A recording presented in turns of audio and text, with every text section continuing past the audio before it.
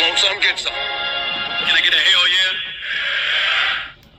Yes, I am a pirate. You have to go with the pirates because, of course, they have cannons and everything. It's a pirate's life for me. Be proud of who you are and what you are. You're pirate. It is a first down. Pirate. Because when you're at East Carolina, you go for it every time. Well, you don't coach at East Carolina, you don't come to East Carolina, you don't play at East Carolina with a weak heart. Write it. I think I've ever been in a building as loud as that was. It was deafening in there. You live with Omaha? I can promise you that. And it's purple all night long in Eastern North Carolina. You're watching The Sports Objective, the podcast for Pirates.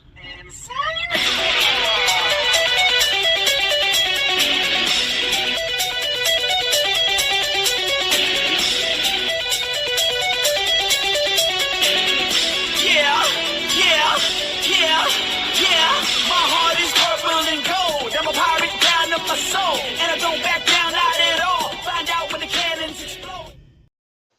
All right, welcome into On Deck right here, a part of our baseball coverage on the Sports Objective. My name is Dave Richmond, along with my good friend Kyle from LaGrange Barber. How are you, sir? We got the extra innings logo up there. Yeah, we don't have we need an On Deck one. We'll work on that. I'm fine. It's been kind of a long day, but looking forward to some Pirate baseball this weekend with the Keith LeClair Classic coming off of, 2 straight wins, really, because there was no result for the Sunday game, or a tie, I guess, was the result, but 2 straight wins. Went over Carolina, then the College of Charleston game yesterday, which, we had that game put away, but I liked the way, they gave up the grand slam. I liked the way we manufactured the run in the bottom of the 8th. And then, nice job bouncing back to get the 3 outs in the top of the 9th. So carry some momentum in this weekend for Rutgers, a good Troy team in Western Carolina. No doubt, as we bring in Alan Vick, all 3 opponents are good. I've been doing some research, and this afternoon doing some more polish, as we like to say in our business. And there's 3 good opponents, so nobody should be sleeping on anybody. I'm talking about they shouldn't be sleeping on us, and we shouldn't be sleeping on any of them. No, and we talked about this last time we were here, what the LeClair means to ECU baseball, what it means to Eastern North Carolina, what Keith LeClair and his family mean. So it's a really, really special weekend for a lot of reasons. And I hope, the weather looks cooperative. So I'm hoping that we'll have large crowds out there to honor Coach LeClair and his family and everything that this weekend means. No doubt, as we bring in Wildfire Justin Butts. How are you, sir? I'm doing good, Dave. How about yourselves? How you guys? We're doing good, man. Ready for some Pirate baseball? How about you? Oh, always looking forward to Pirate baseball. What a little wild weekend for the Pirates. That Friday night game was not the way we expected, but we came back, bounced back Saturday. Good middle-week game against College Charleston, and like you guys said, some big-time opponents coming in here this weekend. Not the name brands that we normally get, the Ole Misses of the world's coming in from the Keith LeClair class, but 3 quality opponents. Was able to watch a little bit of the Troy Campbell series this past weekend, and Troy's got a good ball club, so we're gonna have our hands handful this weekend. So looking forward to this weekend. No doubt, as we bring in our stats guy, Johnny the Hammer Stats Robertson. Let's see if I don't know what happened to Johnny. Hey, Johnny. They are muted right now. He must be busy doing something. All right. But hello, Johnny. Hello, here's Johnny. JR will be with us shortly. How about now? We got you. Okay. What's up, fellas? I think I muted myself. I've never done that before. But anyhow, I have a bunch of historical perspective on the Keith LeClair Classic and some interesting stats, but we'll get to that later. Right now, I'm still high from the double win last night. We had that we blew the lead. Then we came back and won the game against College of Charleston. And then simultaneously, well, a little bit later, actually, the basketball team. The last time we were in Mid-G's, we lost to Wichita State in a game we should have won. Now, last night, we beat UTSA in a game we should have lost. So the dream is still alive. We might, there's a path to the conference tournament, which is pathetic, really, if that's the dream. Yeah, exactly. It's a pathetic dream, but it's the only dream we have, Kyle. And I want to see another game with Jordan Riley playing. So he only needs to average 20 points a game for the last 3 games to be only the second Pirate ever to score 700 points in a season. And Gio broke the single season record for offensive rebounds yesterday. He has 113. And he's got 3 games left. So, we got the most prolific offensive rebounder in the history of ECU.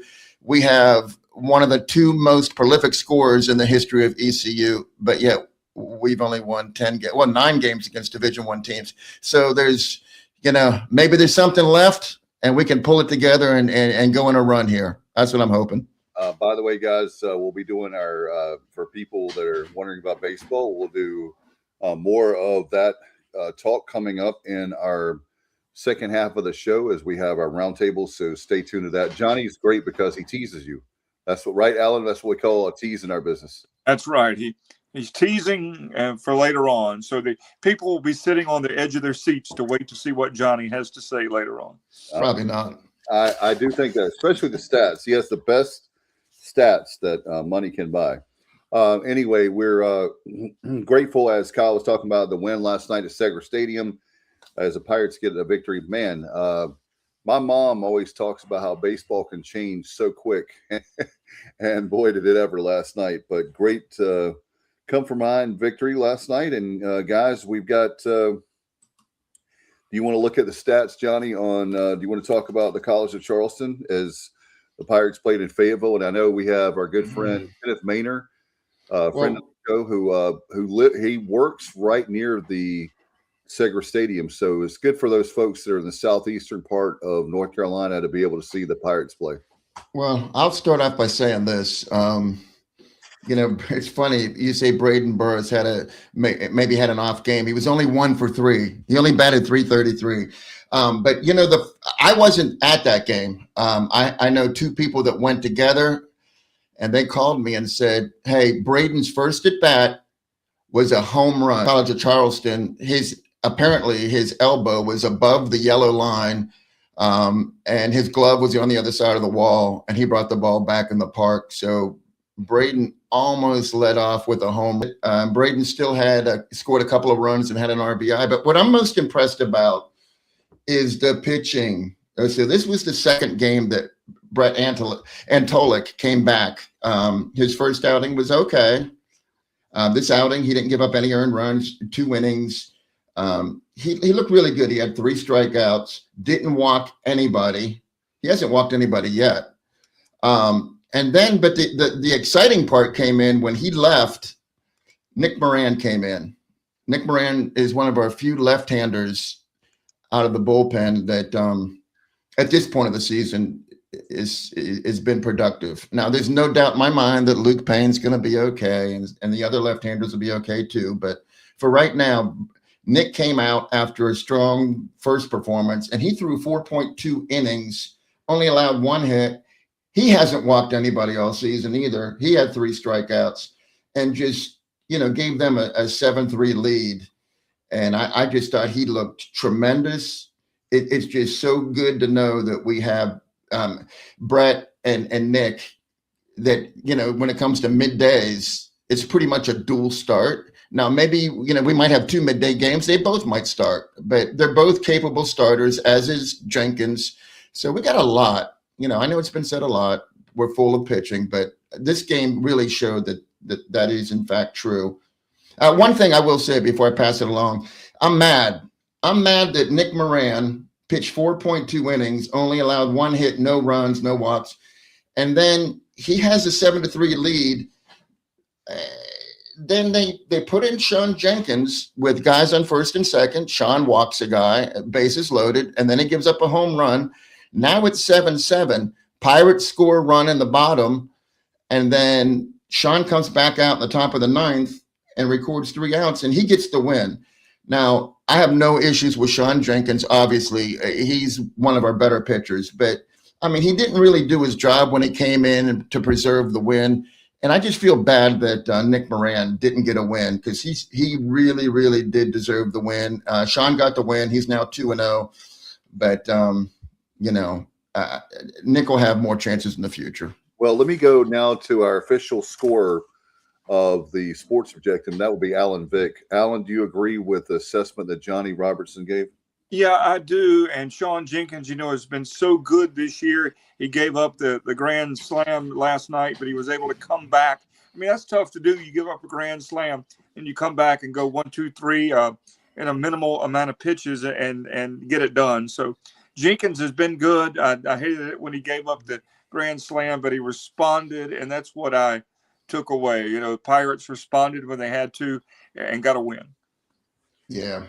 Well, I agree. The good news about it is that, like Johnny, like you said, is the fact that we're so versatile. And one of the things I was taken away from last night, and maybe you guys think that I drink the purple Kool-Aid, and I do.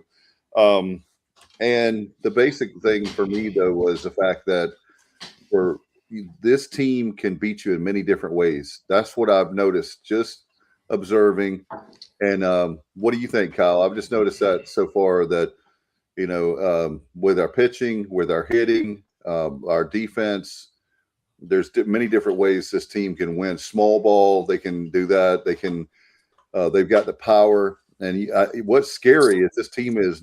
I haven't seen a lot of power yet, but what I'm saying is they have the power. What I'm getting at is that's getting ready to whenever. I don't know if it has anything to do with the temperature, but the bats will get warmer more than just talking about how many runs we're going to score. Right. Well, you're going to win games a lot of different ways throughout the course of the season in baseball. But what I liked last night, I hated giving up the grand slam. We had a big lead. Not something you want to do. Can't do that. Really should have. You got to. Literally anything else would have been fine. But it's baseball. It happens. But the manufacturing that run, and we'll get into previewing this coming weekend, but manufacturing that run, that was a manufactured run. That wasn't a home run. It was good team baseball, right? Good offensive team baseball to get that one run, take the lead, and then he bounces back in the ninth after getting up that grand slam and shut them down. So that was good to see. You need to win close baseball games. We really haven't done that. The one win we had over Xavier was dominating, or not dominating, but we won it convincingly. We had the win over Carolina dominatingly. We beat Northern Illinois by a couple runs, and we hadn't won a close game yet this year. So that's something we needed to do. So I look at it from that perspective. And now this weekend, you got Rutgers, who is a quality opponent of the Big Ten. You got Troy, who's really good. Who's always good. Sunbelt's a great baseball league. Troy is consistently an NCAA regional team. So right. Troy's not going to be intimidated coming here at all. They play the SEC schools midweek, so they're used to going to SEC environments. They play in the Sun Belt, so they're playing at Coastal. They're playing at Southern Miss. They're playing at Georgia Southern. So they're used to big time baseball environments. So that's going to be a heck of a contest. And then Western Carolina has had the history with Keith.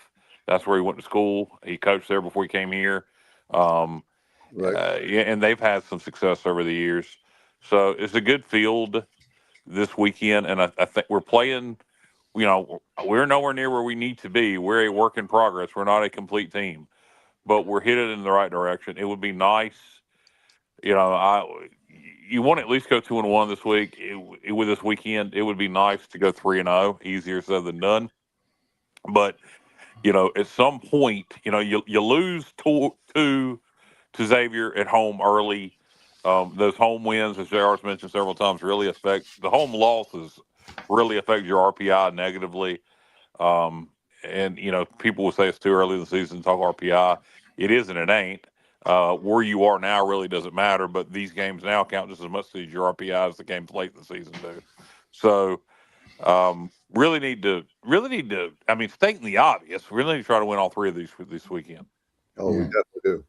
Hey, Dave, I just wanted to say Kyle is, I can't agree more with Kyle because RPI is a joke right now. If you're looking at RPI and you're worrying, UAB is number 8. How about that? Right. Okay, so we know that that's never going to end that way. But Kyle is right.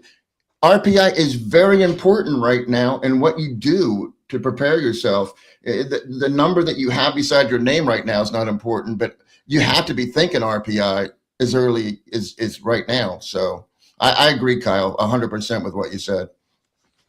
No doubt. And Justin, help us out with, we were talking about the strike zone, but that's something that we saw this past weekend, and we're not going to talk a lot. We already had the UNC show, if you will, but what about, we wanted you to talk about that because I was getting very frustrated with the small strike zone for our pitching.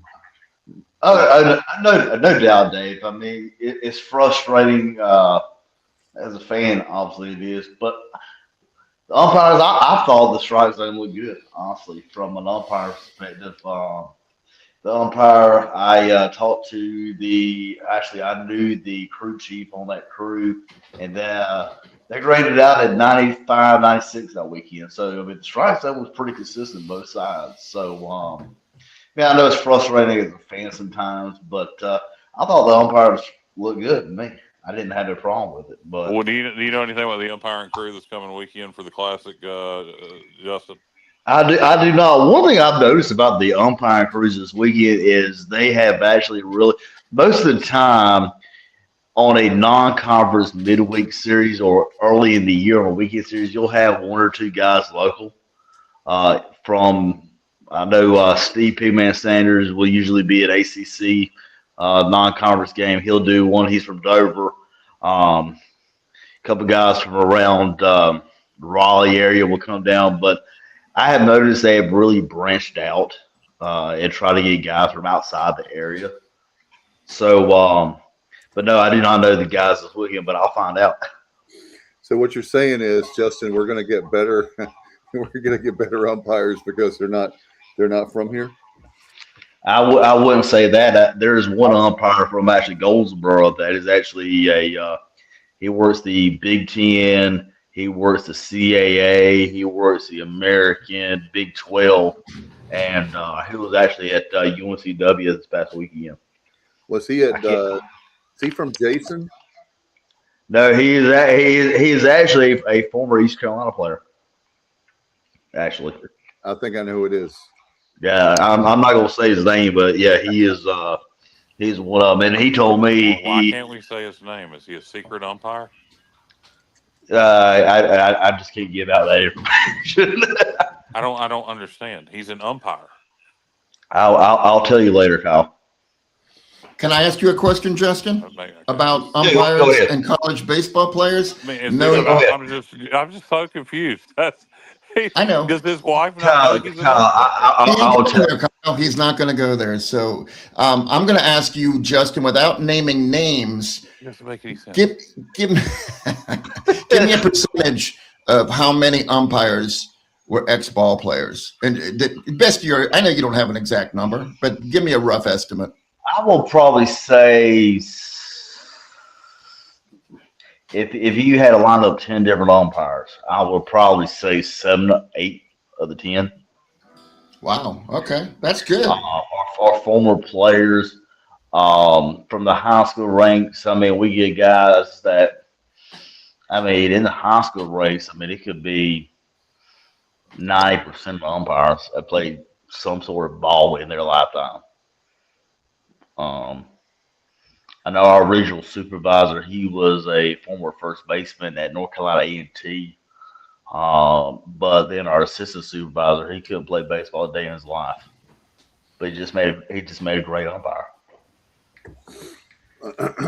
Well, I think we know who the umpire is, but I put that in the group check. So, by the way, for our friends on YouTube, bear with us. I think that things are better now, but we've had some technical difficulties earlier.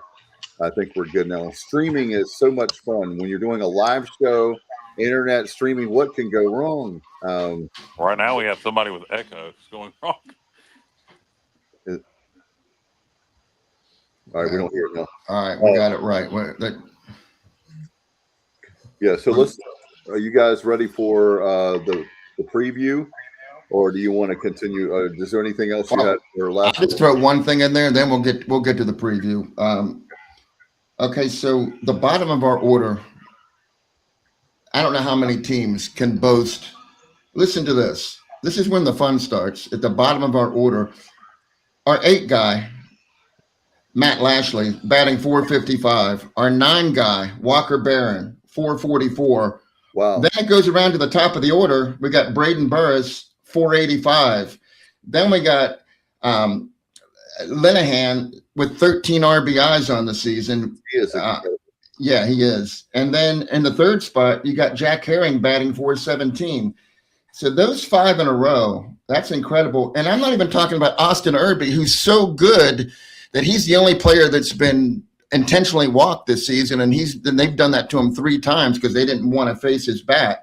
So we know Irby's going to heat up. And Colby Wallace is just not even worth, trying to convince anybody that Colby's going to warm up, because everybody knows that Colby's going to be somebody that, is going to really get going. He's not striking out. He's making good contact. He's not striking out as much as he did last year. So I'm looking forward to Colby and Austin. And then Jack Vogeley, who's a youngster, he's just figuring this out, and he's getting better and better. So when those 3 start hitting, there's just no weakness. There's no weakness in this lineup. So that's the only point I wanted to make. No, and that Vogeley is one that I have been watching, because he's one that I said that very thing. When you talk about the bats, it's scary to think about the fact that he's not at 100%, meaning that with his bat, he's doing very well. I'm not criticizing him at all, but it'll be funny to see how he looks in May and June. Yeah. I mean, he's already made significant improvements in the last couple games. Yeah, Linehan has been one that that's been a huge. Not that I had heard that he was really good, so I'm not trying to say like he's a diamond in the rough. I'm not saying that at all, but I'm just saying it's amazing. I want to get y'all's feelings on this, and maybe I sound like an old man, and I am, but these freshmen now, man, they're not freshmen. These freshmen coming in are really, really good, like plug and play good. And I'm not trying to put any pressure on them by any stretch of the imagination, but it just is. This freshman class has really impressed me how good they are.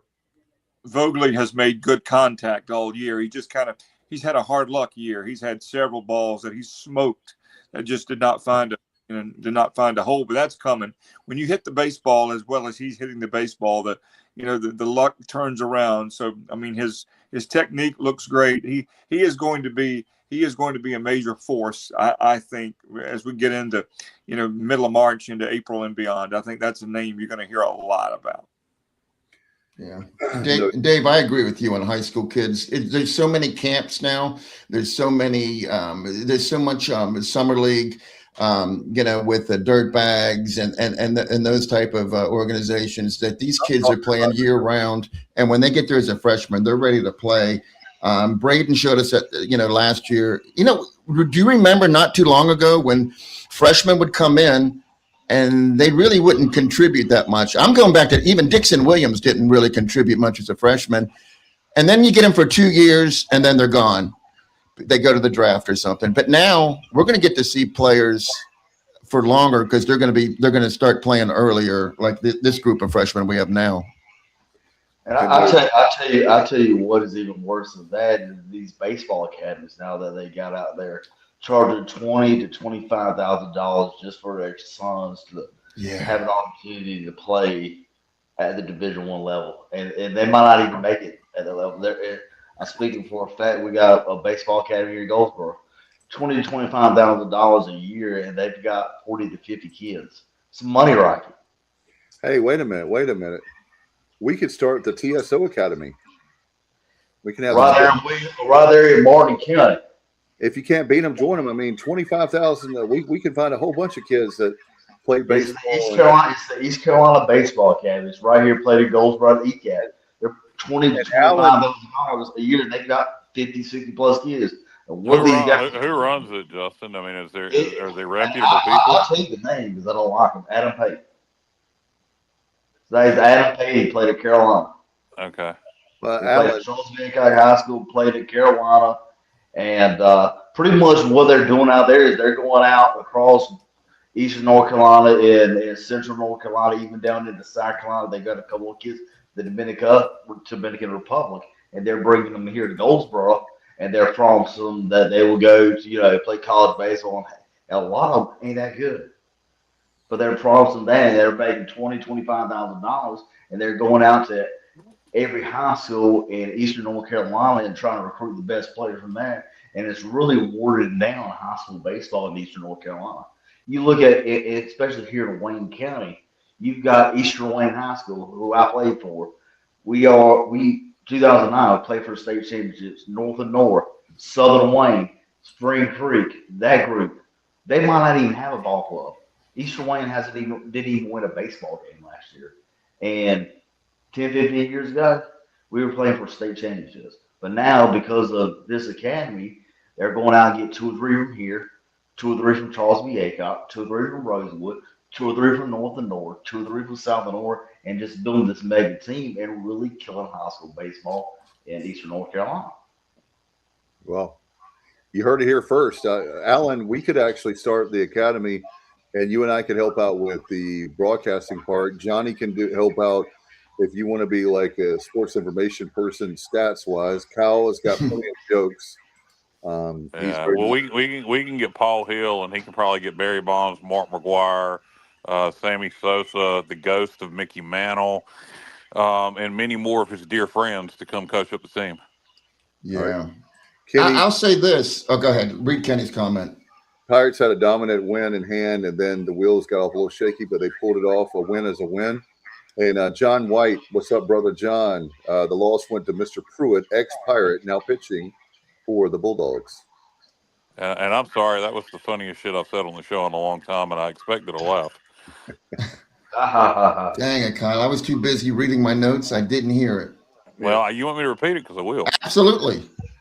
Oh, I said we could get Paul Hill to probably coach the team for us. Okay. You had me at Paul Hill. Mark McGuire Okay. and Barry Bonds and Yeah. Sammy Sosa and the ghost of Mickey Mantle and many more of his dear friends to coach them up. Okay. Okay. I got you now. I was just going to follow up on what Justin said. And we all love Grady Linehan. And then we have another infielder that's a freshman, Luke Craddock. Okay. So Luke is from the county right next to me. He's from Warrenton, Virginia, which is like 10 miles from me. And then Grady Linehan's from Bristow, Virginia, which is in the same county that I'm in. Anyhow, they both played high school baseball. And then at a young age, they went to a Pro 5 academy in Fredericksburg. And now they're both Pirates. But that's the thing. I mean, high school baseball, as far as like, county-wise, the best players are going to these big academies. And that's just the way it is now. Well, I can say Martin County, we have, Justin, tell them, we have a good baseball program, do we not? No comment. Oh, man. I had Martin County at East Colorado last year, by the way. Me and that coach don't get along too good. No comment. Okay, Bobby. I'll have to talk to Bobby then.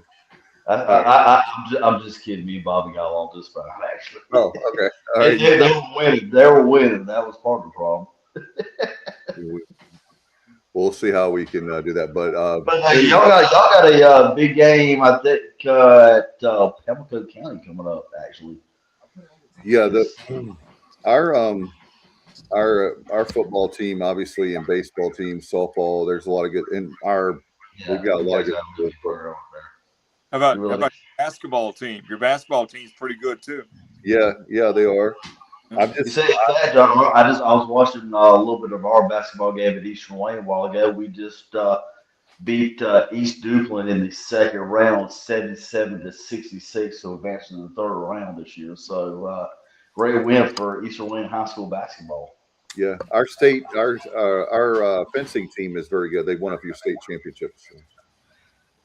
State championships are hard to come by at East Wayne these days. We're even lucky Actually, to have a baseball team now. Alan called one of our curling matches, I think, and we won the state championship back in 1997. Yes. Nice. So, guys, do we, Nice. Jr. Do we know Rutgers Friday night guy? Okay. Thank you, Kyle. Let's Yeah, get we, back on track here. I'll tell you this. You know, I don't know who they're throwing, but if they throw the same guy they threw last Friday night, he beat Virginia Tech. Well, he held Virginia Tech to 1 run, and they won 14-1 against Wow. a good Virginia Tech team. yeah, 14 runs. Wow, that's a dominating performance. Actually, I'm mistaken. It was 16-1. I didn't give him enough credit, but it only went 8 innings. But I don't know how many innings he threw. But he went pretty far, and I'm assuming they're going to throw him again. So that's not good for us, really. What is their record overall? I think 4-3. Go ahead, Dave. Go ahead, Dave. 0.3. Yeah. 4-3. They lost 2 out of 3 to Virginia Tech. The other 2, though, last weekend, the Saturday game that week of the weekend series, I think they went to extra innings. They lost by 1 run. And then there was another one. I think it was like 4-3 on Sunday. So they got the big win on Friday, and then the other 2 games were extremely close. Where, in other words, it wasn't like it was a fluke. Okay. So it's a heck of a I challenge. got to correct myself, Kyle. I got to correct myself. All right. What the stats I gave were 1,000% accurate, but you know the starter on Friday really wasn't that impressive. He pitched 3.2, gave up 4 hits and walked 5 guys, only struck out 2, only gave up 1 earned run, and then they went to the bullpen and for the final 4.1 innings, and they shut him down. So. They won 17-1, but Harrison was the starter, and those numbers don't scare me at all. I mean, if he's given up 5 walks and 4 hits and 3.2. Yeah, but still a quality Rutgers baseball team. Oh yeah. And then you got Troy after that, and I'm assuming we're going to see their Saturday guy. I'm assuming it's in a regional. So I'm assuming everybody's just gonna pitch their guys in their day order. Yeah, I would think so.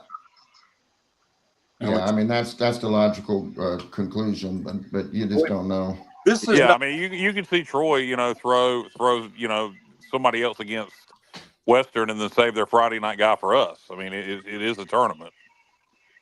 Yeah, they scored extras this week. Ever in the LeClair, but this is a very solid field. It really is. It really is.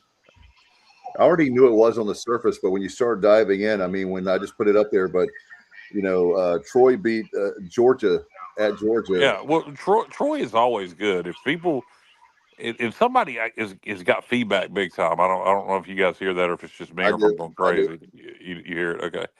But Troy's always good. The Sun Belt, as I said before, is a great conference. Troy is a perennial regional team.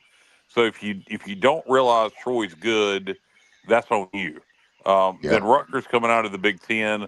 The Big Ten, it ain't what it is in football and basketball, but the baseball in the Big Ten has improved dramatically over the years. Well, you look at Troy; they just took 2 of the 3 from Campbell. And then they beat Georgia. Campbell. So I mean, Troy's going to be a good ball club. It's going to be great test. I'm going to give you a trivia question here. Does anybody have any idea who the losing pitcher was for Georgia in that game against Troy? Steve Avery. I know you do. Yep, you got it. Kyle got it. No, it's not Stephen Avery. It was Brad Pruitt, Pirate that had to go to greener pastures. So it was Mr. Pruitt that left Greenville to go down to Athens, and he took the loss. Does somebody have a television on or something? Is something in the background I'm hearing? I have nothing. No, it's us. It's us. There's a slight delay. It's coming over somebody's speaker. There it goes. It just went away, right there. Yeah. Okay. Thank you. No, I'm not hearing anymore. Thank you, because sounds much better. Yep. Yeah. All right. So well, Troy, and then by the way, Western Carolina. By the way, guys, they've won 2. They're 6-2. The first weekend they swept George Washington. And then this is crazy. They lose to USC, the South Carolina Upstate, 17-0. And then they beat Akron on Tuesday, 12-2 in 8 innings. They run ruled them. But they're 6-2. I like looking at every the opponents this afternoon. They look really, really good. And what I want to see is obviously a lot of people. And Kyle, and Alan, you both are our meteorologists for the show. How is the weather looking for this weekend? It looks like tomorrow there's a chance of rain, and then Saturday and Sunday look gorgeous. In fact, Sunday it's like up to 72 degrees. Alan's going to come without his shirt, and right. Well, yeah, that's they told my secret, Dave. I'm sorry, I didn't mean to out you, man. I'm sorry, I didn't mean to. Working out hard for It looks like the rain is going to be in the morning, so we should be just fine. What time's first pitch tomorrow? 4 or 5? 4:30. 4:30. Okay, so we should be fine. There shouldn't be any trouble getting all the games in this weekend. What time's first game tomorrow? I'm assuming we're playing the late game. I'm assuming the first game's earlier in the day. 12 or 12:30.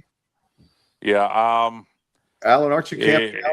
It's possible that things could get pushed back a little bit for that game, which could push our game back, but we won't have any trouble getting it in.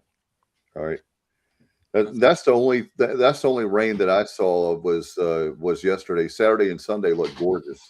Yeah. Hey, before we quit talking about Western Carolina, they are I'm like creeping into my trivia, but we've played them. This will be the 6th time that they've been in the Keith LeClair Classic, which is the most of any university has appeared, and that's appropriate since it's direct tie-in to Keith LeClair. And this is the 23rd Keith LeClair Classic. Oh my goodness! But Western Carolina in their last 3 games is batting .373 as a team, 38 hits, 53 total bases. That's really, really impressive. They had 3 double plays. They haven't had an error in their last 3 games. They had 3 double plays in 1 game. Against who? That would have been against Akron. Okay. Yeah. Well. No, actually, that game was Bowling Green because they played Akron Bowling Green. They had 3 double plays, and then and against Akron, they won that game handily, 12-2. It was a 10-run ruled them. But anyhow, they won 5-3 against Bowling Green, right? Yeah, and they committed 0 errors, and they're a good team. They are a good team. They can hit. They're deep at catcher. They got guys that can play second or short or outfield. They can interchange a bunch of pieces, and they're still getting healthy. So, they're not an easy game for sure. Look, I know people that are casual fans may look at it, but like Kyle said, you should know about Troy already. Rutgers is nothing to sleep on, and Western Carolina. Well, I think casual fans will hear Rutgers and think that that's a big name just because of name recognition. So I don't think that'll be an issue. But the diehards will know Troy. The casuals may not realize how good Troy is in baseball. Yeah, they got screwed last year. I think they should have made the tournament, but they didn't get in. Yeah, and they have something to prove. Most years. They do most years. I mean, yeah, they got something to prove. The Sun Belt is a multi-bid league. They get 2 to 5 teams in every single year.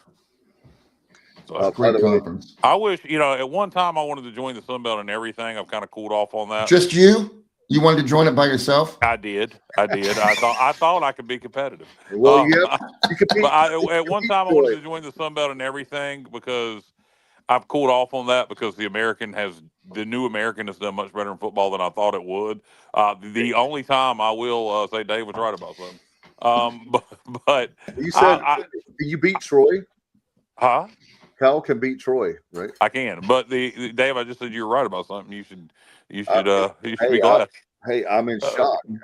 But y'all told me I do wish we could join it in baseball. I wish we could be a baseball only member of the Sun Belt. Well, I'll tell you what,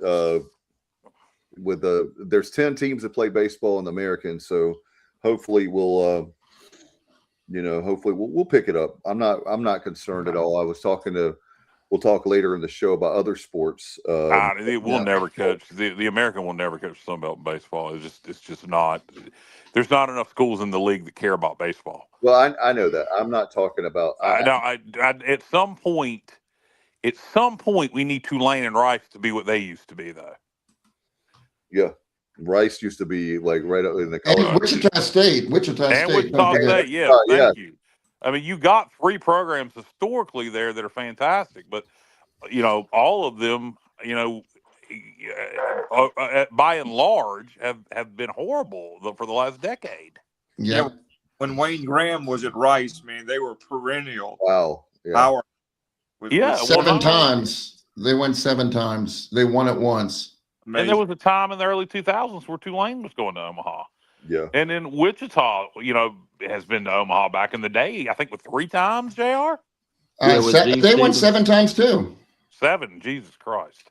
Yeah. So, I mean, it's ridiculous that all those programs are so bad now. Hey, Alan, to your point on Wayne Graham, he once went, so Rice never went to the NCAA tournament before Wayne Graham got there. They went 23 years in a row in his tenure. Then after him, they haven't returned. They haven't been back. So they've been to the tournament 23 times, and it was consecutive years under Wayne Graham. So that's pretty strong.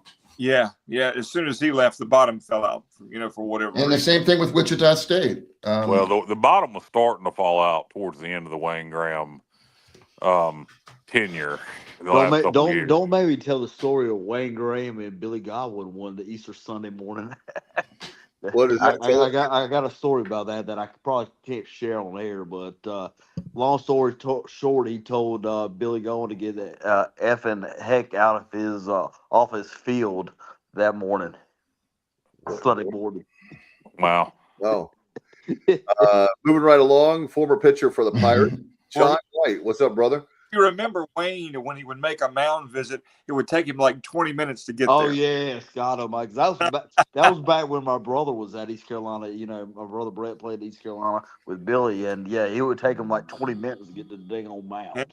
God Almighty knows. Like I said, that was Easter. It was Easter Sunday, and they were doing a church. And I will go into a little bit of the story, but they were doing a church service. And Wayne Graham showed up, and they were ready to take the field, and he told Billy Godwin to get the heck off his field. This is my field, and oh my God, they went at it that Sunday morning. And this is Easter Sunday morning. I'll have to go back and look at the schedule and look at the record book and figure out what year that was. That was probably, I want to say 05, 06-ish. Yeah. It's easy. Somewhere in between that. I didn't start doing the radio thing until 2008. I don't remember that story at that time, so maybe it was before then. You're probably it was probably before then, because my brother actually, he started out at UNC. He graduated Eastern Wayne 03, went to UNC Charlotte fall 2003, left Charlotte 6, 7. So it was probably around that time where you were transitioning in there, but.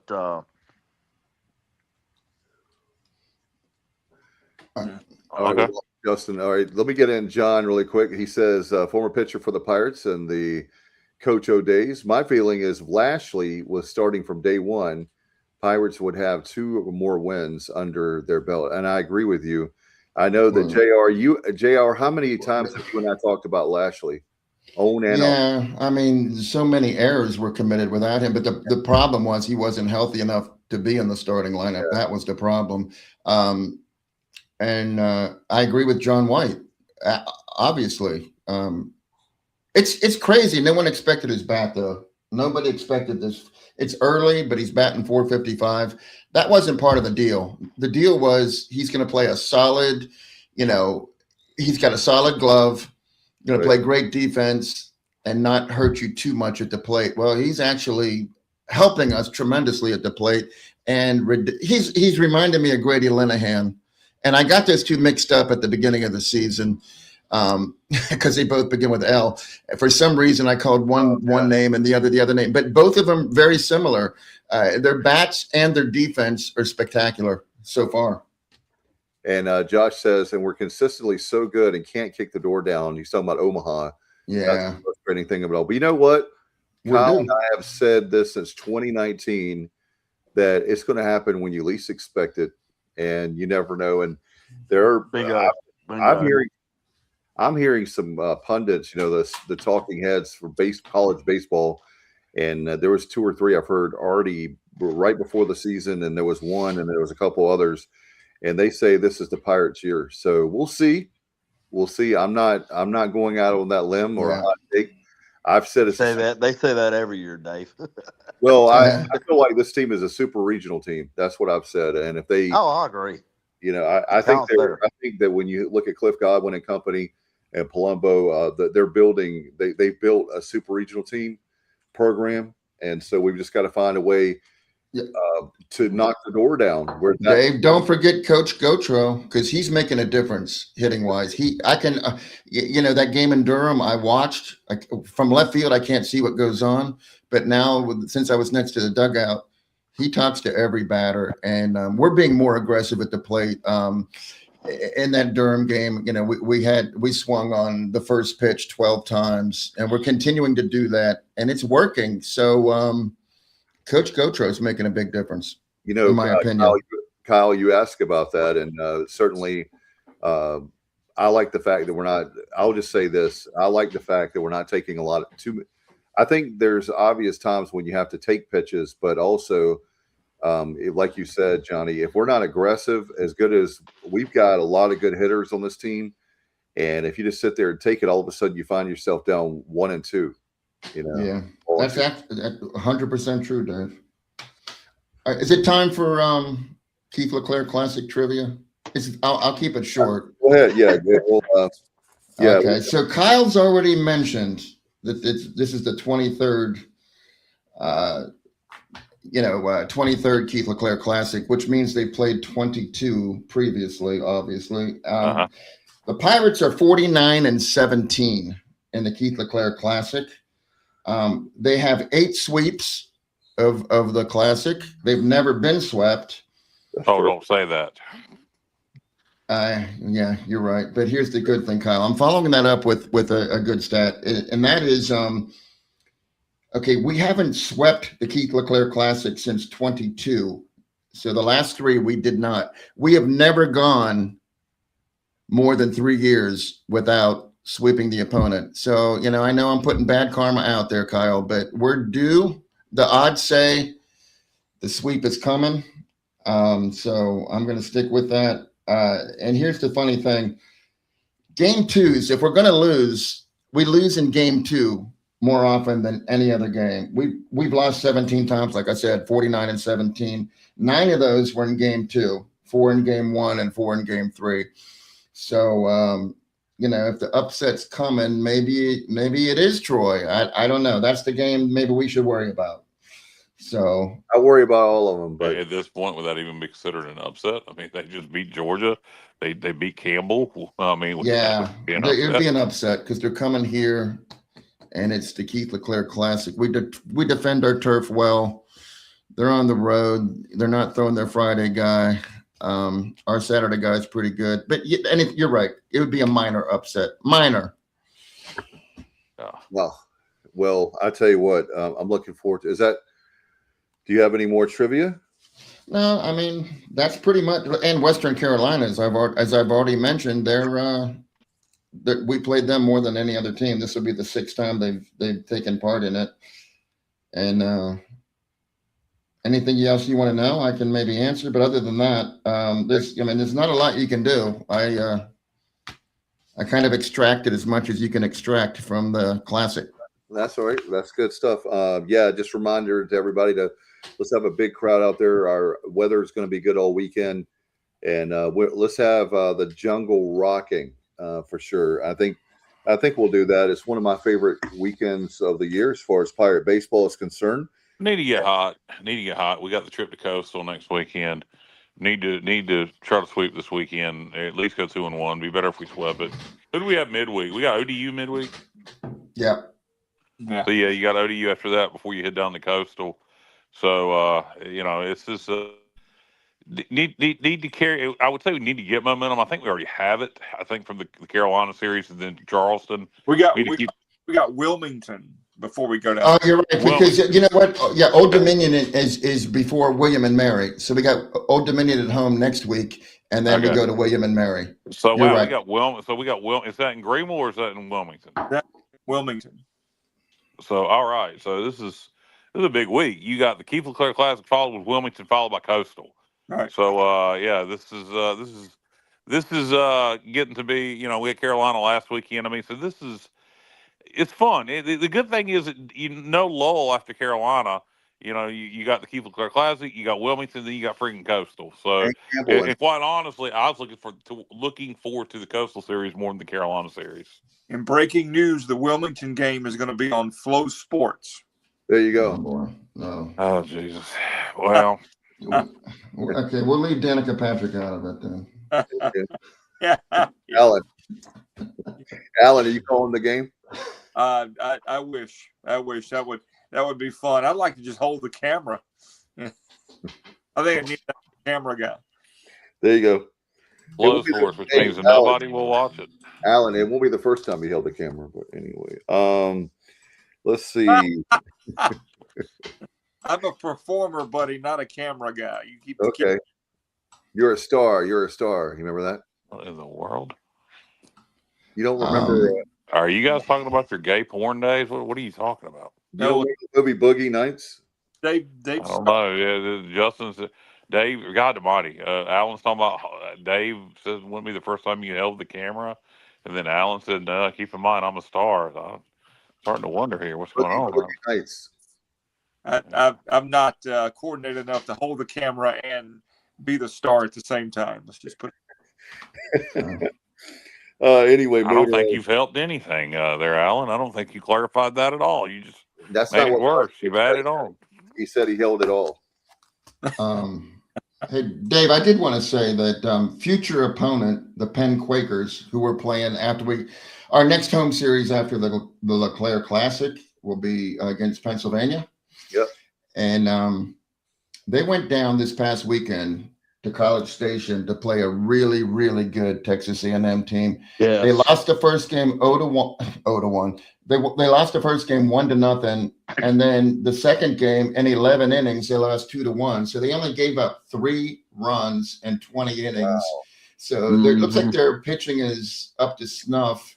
They just don't score any runs. They scored 2 runs total in the 3 games and lost all 3 of them. But really, they sent a message that, hey, you know, we're not going to be a pushover. So that's going to be an interesting series as well. Yeah, totally agree with you, Jay. I watched that game too, and I was going to mention that as well. Hey, don't sleep on the Quakers of Penn. They're going to be really good. So not an easy schedule coming up for the Pirates. I mean, we got No. good games. I mean, I was going to say, Shouldn't they be the Amish, not the Quakers? yeah. No, do you know how William Penn was a Quaker, though. William Penn was not an Amish. Yeah. You know, thanks to him, we have oatmeal, Kyle. If you're the Well, you never make it past second base. Oh, True. Oh boy. Well, I mean, if you're married, you can. Well, occasionally you make it past, maybe. Just be glad you ain't Mennonite. One of They them got a crazy couple- they got a Mennonites living couple in an of Amish Mennonites. paradise. Well, they got a couple of Mennonites down there in Craven County, so you know. and Grifton, right? Yeah. There Yeah. was. I think it's Yoder's store. There's a. Yep, Yoder's they're down there? Mennonites. Yeah, Yoders. They got great breakfast. Yoders. Yep, They got they're in great Virginia breakfast. too. There's a Yoders in Culpeper, and Mennonites Oh, are really? great people. Yeah, they are. Yes. Very, very good. They'll be Yoder's the first to great help food. out in a natural disaster, and they don't want any money. They want nothing, and they just Exactly. yeah. I got sick as a dog after I ate at the Yoders. Yoders in Aiden, Grifton, Vanceboro, wherever the hell it is, somewhere I believe between it's Grifton and Vanceboro. Yeah. But I don't think it was the food. I think I caught a virus, but in my mind I associate it. Oh man! All right, so I'll tell you. Speaking of Yoder's, they Well, we can forget about getting them as a sponsor. yeah. Oh well. Well, they got good food. I mean, it's delicious. They got this stuff there for their pancakes called like butter syrup. Yeah, It's right. delicious. About the syrup. Yeah. Oh, okay. They have good furniture too. Apparently. Yeah. A win in Florida. Yeah. So, guys, on our roundtable tonight, a lot of great stuff to talk about, including how about our softball team, Shane Winkler, getting it done. ECU beat number 18 or 23, depending on what poll you look at. They upset the Blue Devils 5-4 on Tuesday night. So, guys, I told you that John Gilbert, one of the things he's done extremely well, I feel like, is hiring coaches. And Shane Winkler is definitely an example that they're doing. Pirates doing very, very well. The next subject is going to be one I know we might talk a little bit about. The men's basketball team, they held on, as we talked about early. Johnny gave us the tease, if you're just joining us, early in the show that we'd be talking about basketball. And I know that some of you know that it's a baseball show, but we always have a roundtable every show that we do because there are Pirate sports going on, Pirates news, things that we'd like to talk about. And just want to get y'all's reaction about the basketball team, basketball program. We suck. All right, there you go. There's 2 words. Alan, what were your thoughts on it? I will, after Wichita State, what happened last night, ECU deserved to pull one off like that. I thought it was great. They're playing for their tournament lives now. Obviously, you gotta win at least probably 2 of the next 3 to even have a mathematical chance to get it done. But I was happy for the guys because that Wichita State loss was gut wrenching, and to come away with a win last night. If they had lost that game last night, obviously that would have been the end of any postseason hope at all as far as the tournament situation goes. So I was Coach Schwartz and the guys. Sorry, Alan, there's a little bit of lag there. I didn't mean to talk over you, but I was going to say they're keeping their tournament dreams alive. Very. I mean, yeah, you got to look at Jordan Riley had 27 last night. He's Jordan Riley. Garner made 3 free throws after getting fouled on the 3, made all 3, and just a big time pressure there. So I was happy for Coach Schwartz and the guys. That's you don't want to lose to UTSA anytime, obviously, because they're terrible, but they pulled it off, so you never know. We'll see what happens. Got a big game coming up this weekend for sure. Yeah, definitely. Sunday, we got a big game Sunday. In fact, we'll be there. Sunday is a big day because Sunday we have men's basketball and baseball going on at the same time. Yep. But let's talk about women's basketball. Hold on. You didn't ask me my take on Pirate men's basketball. Go ahead. Okay. Unfortunately, in my opinion, we're actually turning into a good team at the end of the year when we only have a couple games left. Yeah. And it's unlikely that we win all 3 of them. But, you mentioned Gardner making those 3 free throws. He didn't have a great game, but he's been playing really, really well. But, man, he stepped up to that line and just drained them. And, Riley Jordan is just so steady. But Corey Cocker is somebody that I wanted to kick off the team earlier in the year. His first 14 games, he shot 18% from 3. His last 14 games, he's shooting 40% from 3. And the way he hit that second free throw off the back of the rim, we don't win that game without Corey Cocker expertly banging that ball off the back of the rim. And he's got 59 more assists and turnovers this season. That's elite. I mean, that is elite stuff. I'm going to go back and see who the last Pirate point guard, and he got off to a slow start too. But so my hatred, I never hated Corey Cocker, but my disdain for Corey Cocker has turned into an affinity for him. I love watching him play now.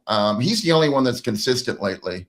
Mbang will have a good game, then he'll have a terrible game. I don't know what happened to Tybo Bailey. I assume he's injured.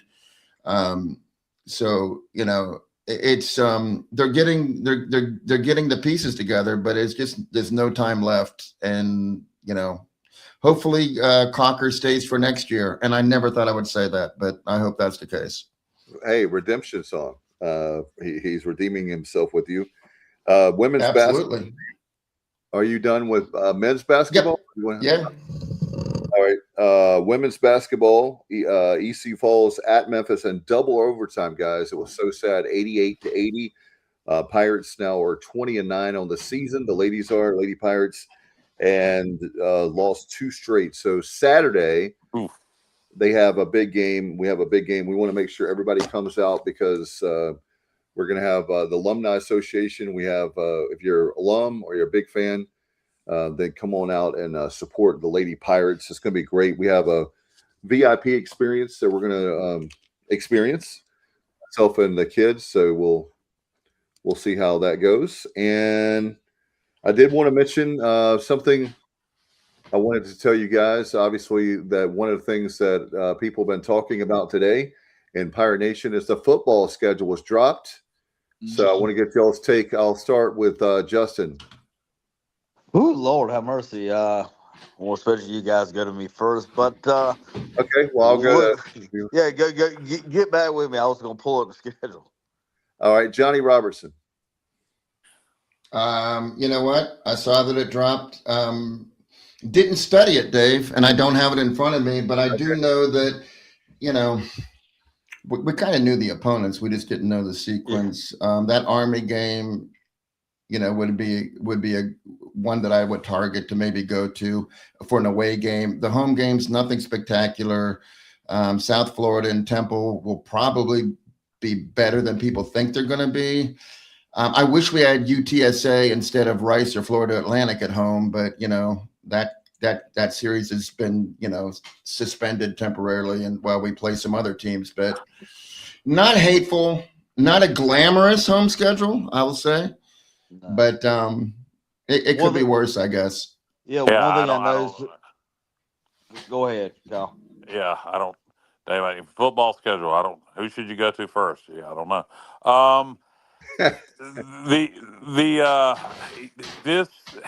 I think this is the home schedule.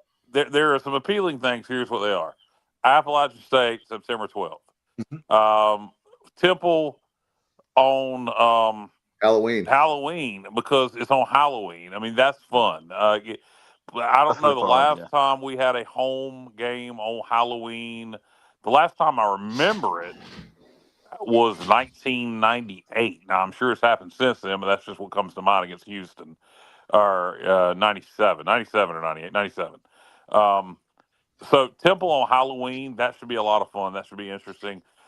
South Florida on a Friday night. JR, you said South Florida will probably be better than people think they will be. South Florida reloaded in the portal better than anybody. Yep. So I think they're going to be one of the favorites to win the league. That on a Friday night, I wish that was on a Saturday. I don't know, outside of Thanksgiving Fridays, I don't know the last time we had a Friday night game outside of Thanksgiving weekend in Greenville. I cannot tell you the last time. I don't know if that's an interesting stat to look up. I'm going to be interested to see how that game draws. I'm assuming, I think, I just about know just by the date, Temple's going to be homecoming. So it'll be interesting to see how we draw, just a few days later for South Florida on a Friday night. You close with Florida Atlantic at home on Thanksgiving weekend. That's going to be Friday or Saturday. I don't know what's up with playing Florida Atlantic last game of the year, last couple of years. I would suggest this to the American. Let's do some rivalry games on Thanksgiving weekend. Do East Carolina Charlotte on rivalry on Easter weekend. Lord, on Thanksgiving weekend. Do Memphis UAB on Thanksgiving weekend. Do South Florida Atlantic Thanksgiving weekend. Do I guess Navy and Temple Thanksgiving weekend. Do UTSA North Texas Thanksgiving weekend. There's so many games you could do to try to create some rivalries regionally. But anyway, I think just if you look at it on paper, I think this is one of the least appealing home schedules. You just looking at it. App State appealing. In North Carolina Central, it's the FCS game. Rice, God, you wish that was UTSA or North Texas. Temple, USF, that's fine.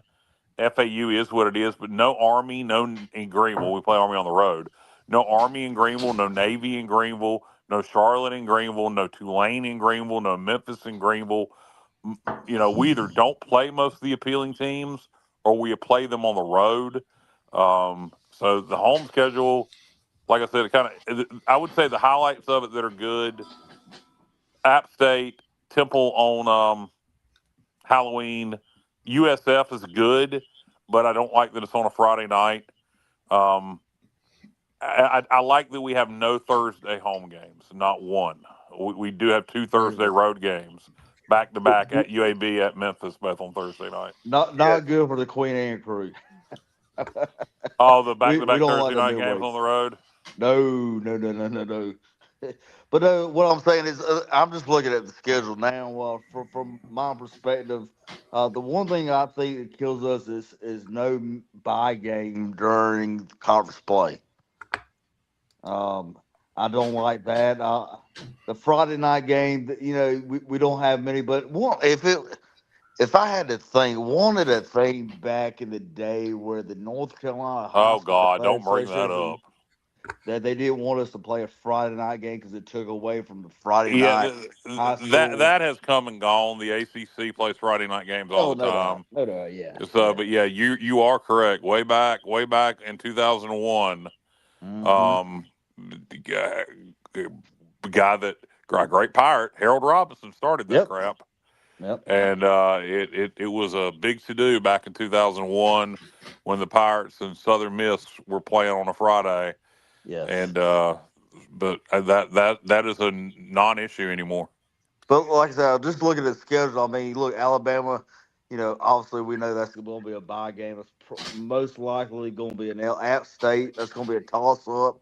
At ODU, I think we can beat that North Carolina Central bye game, Bryce, at UAB. So looking at the first couple half of the schedule, I mean, we could easily be 5-1. We could easily be 4-2, and then going into Memphis is a toss up. Temple. I believe we can beat Temple, UCF. I mean, Temple.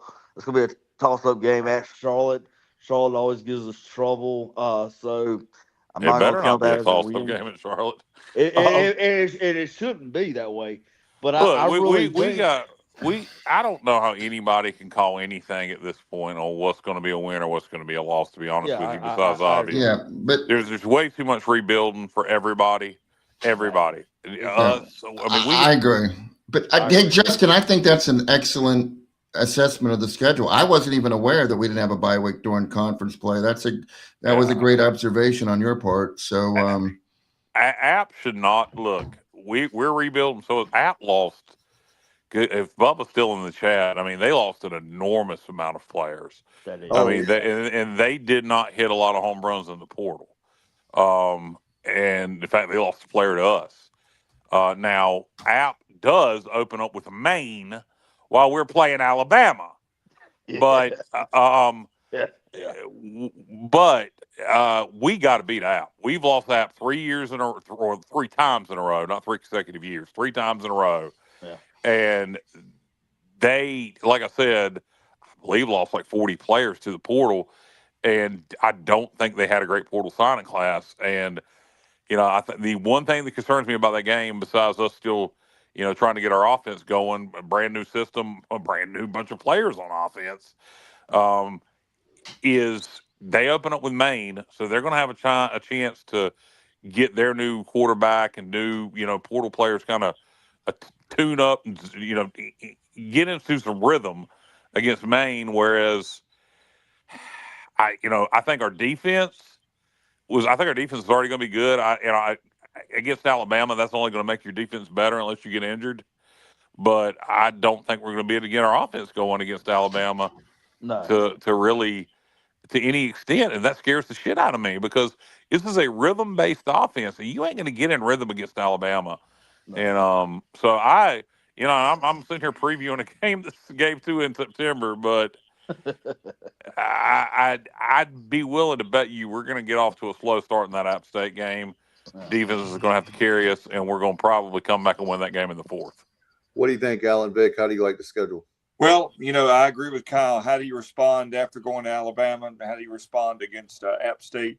The Halloween Temple game is going to be fun. That's going to be a lot of fun. And even though the high school deal is not as big a deal now as it used to be, you got to remember that is week 1 of the high school playoffs on that Friday night as well. So that's the one caveat for me. That is round. There's going to be high school playoffs and ECU football on the same night. So. Yeah, and that's the thing, and it's home with us, and then you have myself, the voice of Martin County, and you have the voice of D.H. Conley. So that's 2 Pirates that normally are there. They're not going to be there. And you can't forget this referee over here, Dave. Oh, I'm sorry. How could I forget Wildfire? Absolutely. There you go. There's 3 of us that definitely won't be there. So I was going to say something. I don't want to get Kyle mad. So at least we know that there'll be plenty of food up in the suites and in the Pirate Club now that we're not going to be there. There'll be. There you go. What would you say that would make me mad, Dave? I have no idea. I'm lost. Because Justin is not going to be in a suite, and I was going to say that you could sit in his suite. Oh, don't do it. Don't do it, Dave. Well, I was not going there. I was trying to. Hey, look, the deal is still up. He could always ride the Queen Anne. I'm telling you, go to Army. We'd love to have him. Oh, that would be cool. Hey, look, if Kyle wants to go to Alabama, I will try to see if I can make that happen. I don't want to go to Alabama. I figured you wouldn't. No interest at all. I will be there because actually, Alan, do you guys play the for the weekend for Labor Day? Do you play on Thursday night? We did not last year. Now, who knows? We do. We do every year. Yeah. Most high schools they play so like usually the Labor Day JVs will play on Wednesdays, and then the varsities will play Thursday, and then a lot of times during that year you have open house too, so you have a lot of the JVs will play on Wednesday, and then varsity will play on Fridays. So yeah, and that's always that first week is always a weather issue. Exactly right. Yeah. Hey, Dave, can I give my opinion on the Alabama game? I'm the opposite of Kyle. I love the game. They're 10-4, 2 seasons in a row since Nick Saban has left. They're not on the upswing at all. I mean, I've read some SEC stuff where a lot of people think they might be mid-pack. So we're getting an Alabama team. I think Simpson's, I think he's going to the NFL. Not sure who the quarterback's going to be. They've lost a couple players to Ohio State. I just think who's our quarterback going to be, Jer? Here's Kyle. I was getting there because here's my. Let's follow me through here. If one of these 2 quarterbacks really take off and they demonstrate that they're a leader and they play well, and we go down there. And it's not the typical Alabama team that we'll be facing. I just feel like I would agree with you. We're not going to win probably, but what if I think we're capable of playing a close game, and it's Alabama, so I think it'll help us like on the schedule. Okay, well they had a 6-point loss to Alabama, and I know 6 points. I'm stretching it there. I would agree with you if we weren't installing a brand new offense with a brand new quarterback, with a brand new offensive line, with brand new running backs and brand new receivers. They got a brand new Alabama, Mississippi State, any SEC school. You're not going to be able to get in a rhythm. The pieces, none of these guys know how to play together. The depth is that's where our huge disadvantage is. I mean, they come in waves. We only have one wave. Yeah, it's all about this offense is more rhythm based than our other offense. I still think we can put up a better showing than we did at Michigan. I really do. Well, yeah. I mean, as long as we have a quarterback that ain't scared to throw the ball, then we ought to be able to. Mason Garcia was scared to throw the ball. But it's just Alabama's Alabama. We're going to lose. My thought process is Appalachian State. Will it help you get ready for Appalachian State? No, I believe it will. I believe it will on defense, but on offense, I don't think it will because I think you need to be able to get in a rhythm, and this game will provide no opportunity for our offense to get in a rhythm. And I just do not like that. I still think we'll beat App because I think our defense will be able to keep them, in tow long enough for us to get into a rhythm. But I just do not think this game is going to help. That Alabama game is going to help our offense one bit prepare for Appalachian. Hey, Johnny, do you remember the last time that Kyle didn't go to an EC football game? I do not. The bowl game. Oh, yeah. Well, let's not rub that because I know for a fact Kyle regrets that decision and it bugs him to this day. So there's no need to rub that in. No. Yeah, well, that's going to that. And another thing too, Kyle, is that I agree with you, but I would also say that that's what you have fall camp for. That's what you have all this time right now. Again, people seem to. I guess everybody's living in dream world. We have a brand new offense with we don't even know what quarterback's going to be. This is a brand new football team on offense, and a lot of teams are dealing with that. Alabama ain't going to be one of them. Nobody at that level is going to be. Huh? A lot of teams in the P4 have lost a lot because those guys. Nobody like Alabama. No, nobody at that level is rebuilding their entire offense. So we're doing this for the money, and that's it. And we're doing. He works hard. Alex works hard for the money. Kyle, can I point something out that's very I don't even know the proper word to use, but you said, are these people living in a dreamland? Yes. Yeah, I know. Dreamland barbecue. Yes. And we won that game too, Johnny. That's right. Dreamland barbecue. That's where I was going. Tuscaloosa, but this is not. I don't look. Again, I hate. If we were going to play Alabama, I'd rather play them game 4, game 3. In my dream, if I'm wave a magic wand, if we have to keep Alabama on the schedule, North Carolina Central, Appalachian State, Old Dominion, Alabama would be the order I'd want to play things in. Okay. Well, I'm actually excited about. I'll be there. I'll be there. Johnny, I wouldn't want to be there if we had everybody back from last year's team. I hate Alabama. I hate everything about it. I hate the school. I hate the state. I hate the city of Tuscaloosa. I hate elephants. I hate the color maroon. I hate Bear Bryant. I hate stupid hats like he wears. I hate everything. I hate everything about Alabama. I hate everything they stand for. I hate Nick Saban. Oh man! No, the thing is, Bear Bryant. I've never been to Tuscaloosa and not had a good time. I hate Bear Bryant. I hate Bear Bryant Jr. Even though he was on the show. No, Bear Bryant Jr. Yeah, I do hate Bear Bryant Jr. The one that discontinued football at UAB. Yeah, he went on the show. It was Pat Dye's son. Yeah, Pat Dye's son. He's a good dude. Yeah, and Pat Dye wouldn't like us liking Alabama. He wouldn't want us to go to that place. No, the times that I spoke. Speaking of Pat Dye, my dad actually played for Pat Dye at East Carolina, and I'll send this thing to you guys a little bit later on. But Pat Dye, Jr.'s son, was supposed to show up to a game. I think I said that to Dave, but Pat Dye's Jr.'s a great guy. Yep. Yeah. The times I spoke to Bear Bryant, he spoke very highly of Kyle. Yeah, he did. In fact, Bear Bryant was his son, Bear Bryant Jr. is a piece of trash, and I think it was Paul Bryant Jr. They never gave him the bear. Whatever his name is, his ass clown. How about that? I just can't stand that place. I don't like anything. Wait a minute. I love it. Hold on. There was this girl I used to talk to from Alabama. She was all right. Wait a minute.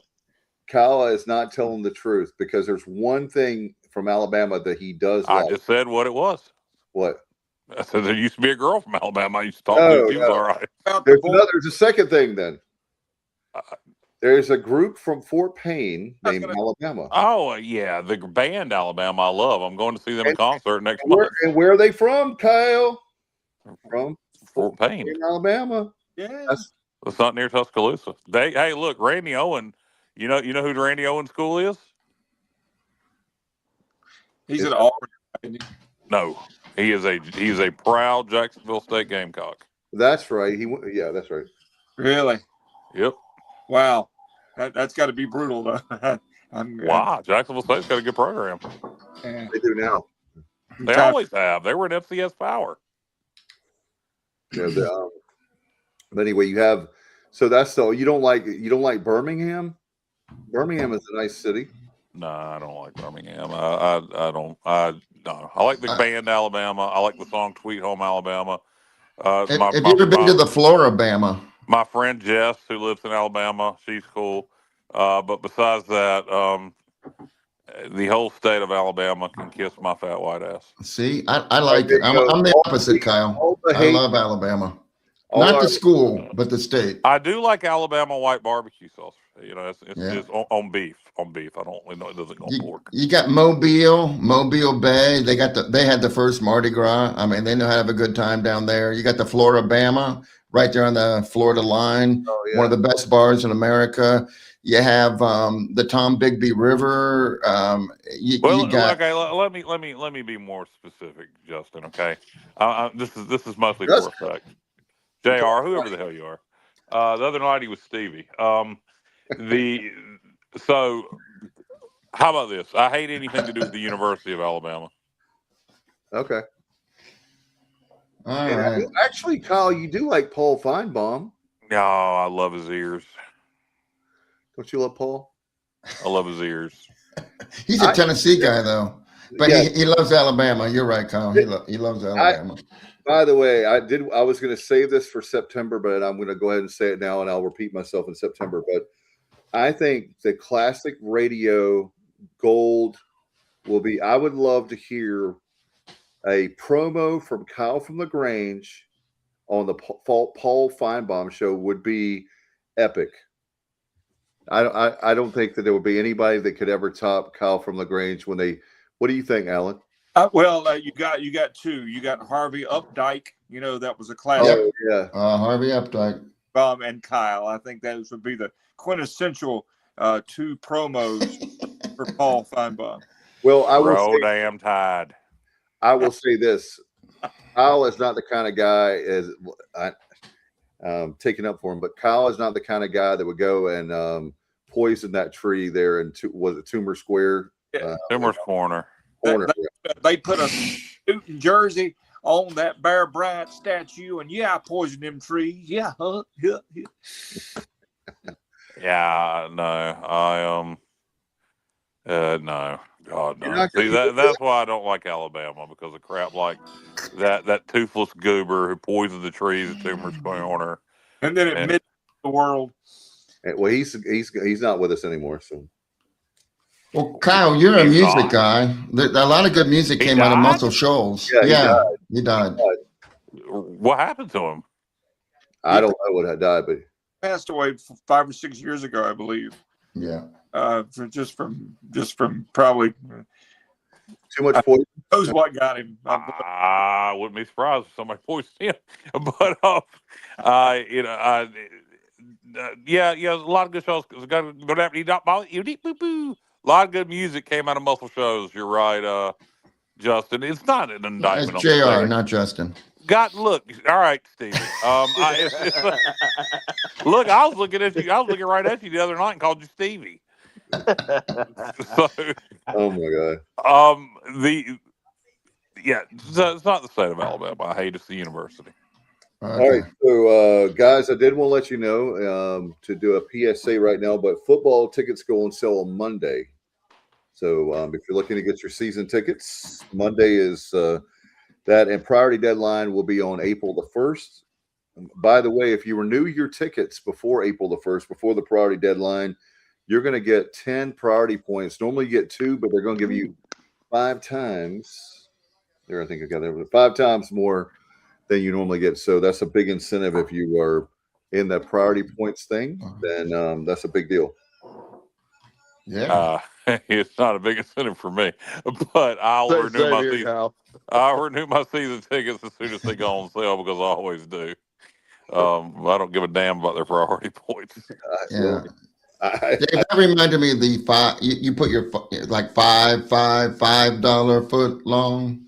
Remember that from Subway? oh yeah. Oh That's yeah, what that reminded me of. it So reminded me of Booker T going five-time WCW champion.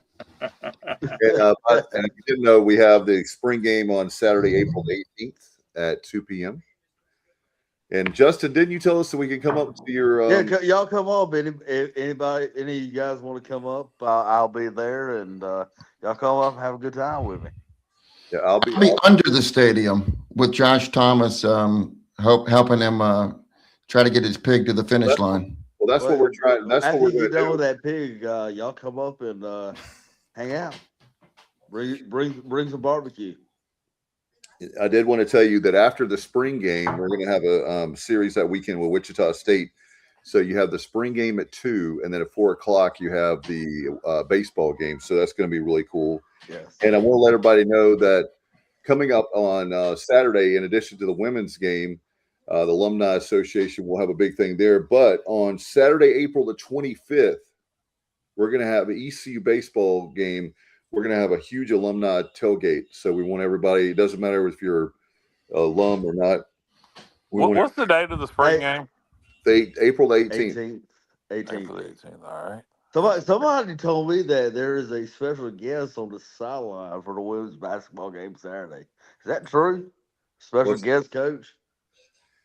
A special. Oh yeah, I'm going to be there. Is that what Oh, we're screwed.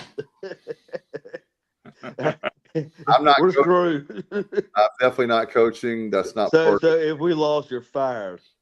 Okay. All right, guys. So, like last year for the BYU game, if you're coming to town for the spring game this year, the night before that, if you want something to do, if you ain't cooking a pig, or I don't know what they're gonna have in Greenville, but I can tell you on the 18th, on Friday night, April 18th.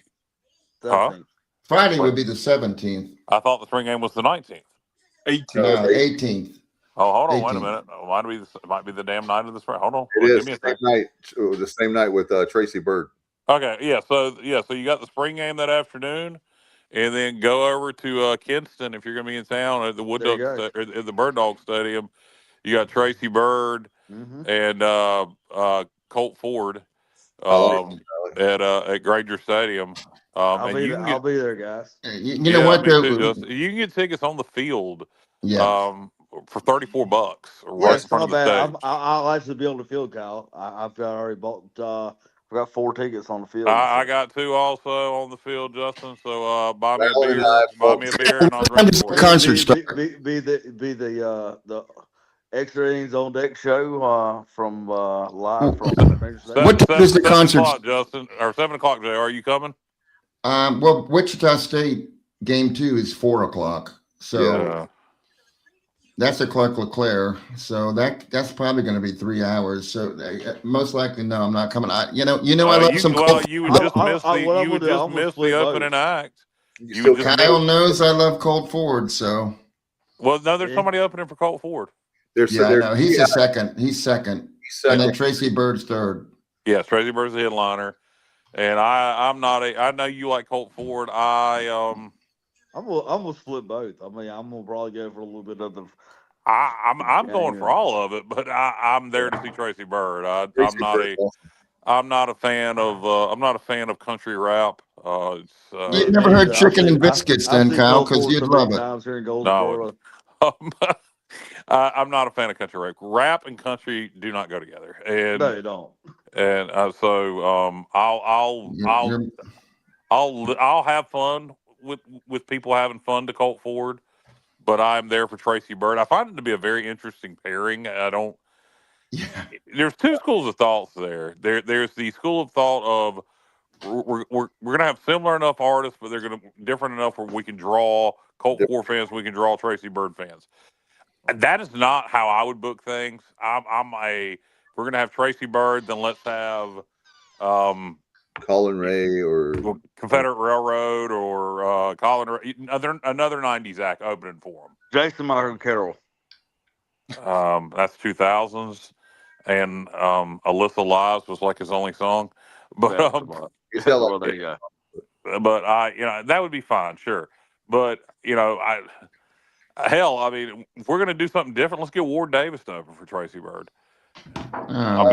Hey, Dave. Johnny, you got to take a shot. Johnny, you got to take a shot. No, Colt Ford. Aaron I mean, if Tippin. you don't like him, Aaron Tippin. Why does Johnny have to take a shot? Because every show you mention Ward.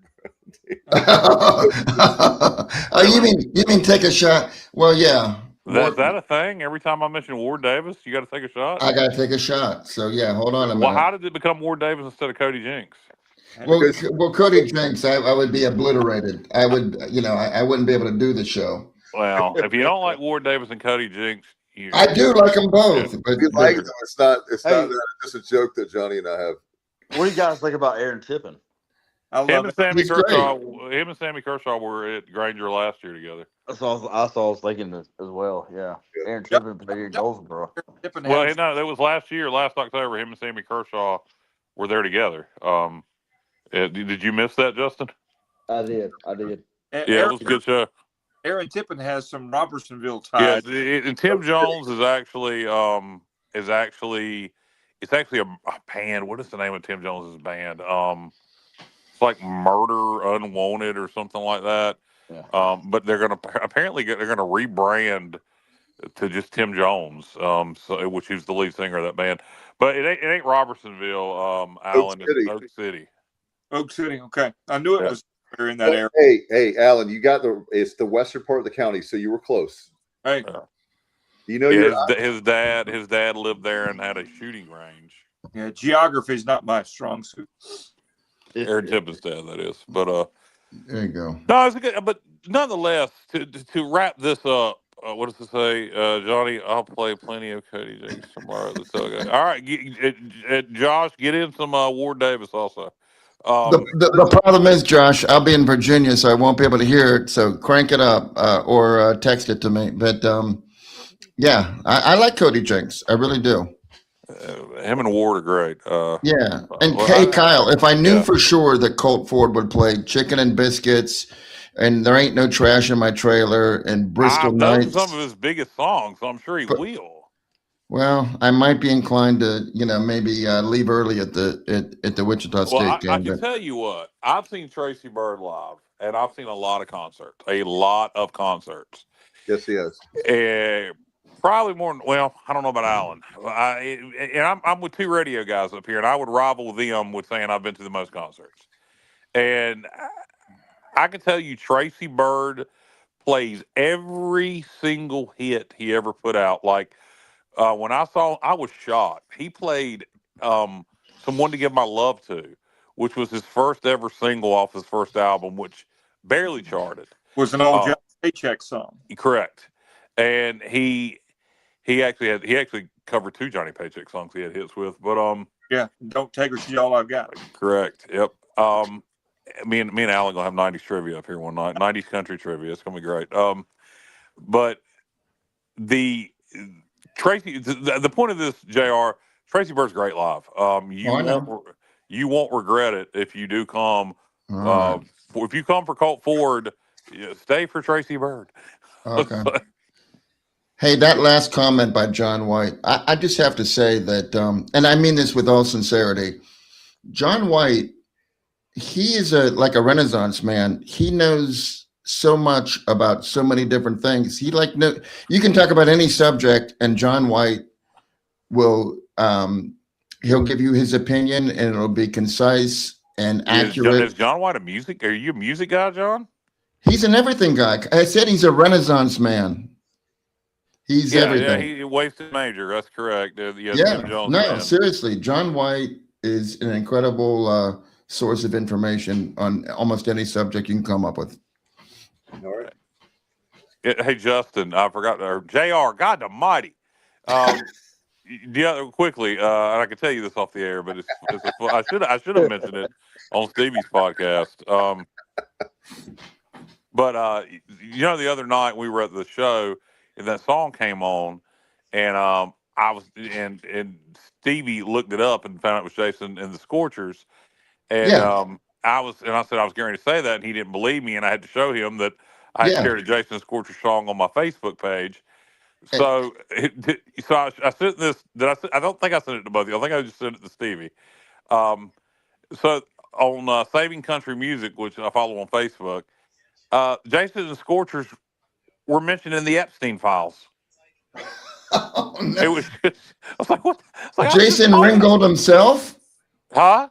Jason Ringgold himself, the lead Yes, singer. yes. So Oh. so I was like, what in the hell are the odds of that? We were just talking about them, and anyway. John says Alan and Kyle need to do the watermelon crawl. Yeah, we'll do it. We'll have fun for y'all and do the watermelon crawl. Watch me do that for sure. Yeah, guarantee it. You know they're made from the biggest watermelons on the vine. Yeah, that's my least favorite Tracy Bird song of all time. By the way, I like them all. I like them all. I don't know. As far as hits go, you just far as singles. I mean, 'cause you get into album cuts.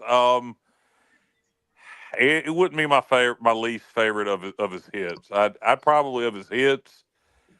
Probably the first step is the two step would be my least favorite of his hits. I love Love Lessons. It's a good song. All right. He's got a lot of good songs. I'd be hard pressed to pick a favorite. The hit making machine for a long time. I agree. Hey, but going back to Jason and the Scorchers, if you're just going to listen to one song to decide whether you like them or not, listen to White Lies by Jason and the Scorchers. I feel like that's their best effort. I discovered them like in 95 or 96 with the song Cry by Night Operator. Yep. They were that around that. Yeah, that's early, Kyle. That's early. Yep. Yeah, around that time frame when the Americana thing was really taking off. So that was good music. Good music back then. No doubt, guys. Last call. So if you have anything you want to mention to the show, you can do that for Facebook and obviously YouTube, guys. I'm going to start with Justin Wildfire Butts. Do you have anything that you want to say before we get out of here, bro? No, guys, I'm good. I appreciate everything tonight. Looking forward to this 3-game set this weekend, the LeClair Classic. I mean, I hope Pirates come away with a sweep, and looking forward to a great weekend. Appreciate everything, guys. Hey, Alan, what was Tracy Bird's first top 5 hit? Yeah, first was it Holding Heaven? You got it. Good job. Nice. That was a nice pull, Alan. Wow. It was. Can you tell me the follow-up single to Holding Heaven? Was it? May have been Don't Take Her, She's All I Got. No, that was actually his first single. No. Don't Take Her, She's All I Got was many years later. Someone to Give Him a Love It was his first single. His follow-up single to Holding Heaven was Why Don't That Telephone Ring? Right. Why don't you are correct? That's a good one, Kyle. That's a good one. I would ask you where that you were able to pull that from, but I'm not. My memory. I'm 90s country. Alan. Well, I think Kyle can go blow for blow with me with 90s country for sure. I think I got him when we go to 80s country, and certainly 70s. Yeah, I'm sure you would. But 90s country is my wheelhouse. That and current Texas independent country, or red dirt country, if you will. And the last great Tracy Bird song, and it was 10 Rounds with Jose Cuervo. I think that was. I like that song. That was written by one of my high school teammates. I got an interest. Casey Beathard wrote that song. He played quarterback. I was a slot guy. Yeah. I got an interesting fact, and that's an interesting fact, JR. Right. Go ahead, Alan. I was talking over you. I'm sorry. I think Casey Beathard, isn't his father Bobby Beathard? Yes, it is. Sure is. Yeah. Small world. He was a great man. Yeah, absolutely. Casey songs for Gary Allen and Eric Church, Kenny Chesney. Yeah. No, he's brilliant. But we'll get into it in another show. But I was going to say something about we'll get into it in another show. Well, maybe we should have him on, JR. Yeah. We could do it. Here's the thing. His son Clayton was murdered in Nashville, trying to break up a fight where this where these guys were disrespecting some girls that he knew, and they stabbed him to death. And unfortunately, Casey has just been a shell of himself since that's happened. He's very strong Christian faith, and he's an amazing man, but he's just not the same since that's happened. Well, I can see where that could change somebody. No shoes, no problems. Yeah, he did that too. Wow. He's a genius. Yeah, and he was a pretty good high school quarterback too. And he's probably got a very large home. I'm sorry to hear about the loss of his brother, though. That's No, it's his son. I'm sorry, his son. Now this seems trivial because what you just talked about, but I don't even want to bring it up. I will follow that up. One thing, Kyle, I just wanted to complete. His son, when he was murdered, was the quarterback for Long Island University Sharks. He was the quarterback, and he was doing really well. And so there you go. Well, now that you've I know all that, I know. Forget it. I don't even.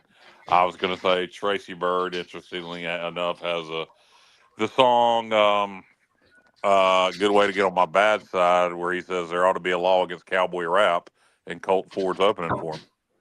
Yeah, there you go. That is weird. Yeah.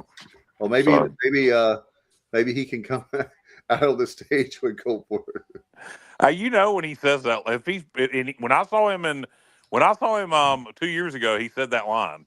He played that song. And so if he plays that song that night, that will be fun. There's going to be when he says that line, he's going to have to smile or something. There's going to have to be. Yeah. So.